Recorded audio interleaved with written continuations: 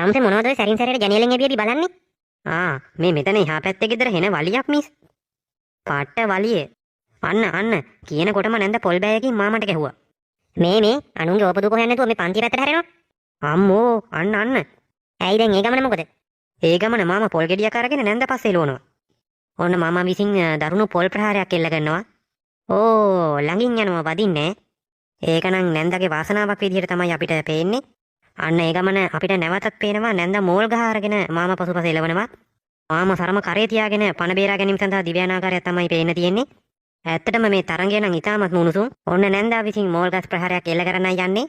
ගැහුවා. අම්මෝ යකෝ මොකක්ද ඒ උනේ? මාමට ගහපු මෝල් ගස් පාර මට වැදුනද? මාටින් අම්මට තිරි වනතිංග මිස්ද ගැහුවේ? ඔව් මං තමයි ගැහුවේ. දැන් තමසට මං කී පාරක් කිව්වද මේ ඕපදූප හොයන එක නවත්තලා පන්තිය පැත්තට හැරෙන්න කියලා? ඔය ජනේලේ වහලා දාලා හැරෙනවා පන්තිය පැත්තට. මෙහාට එනවා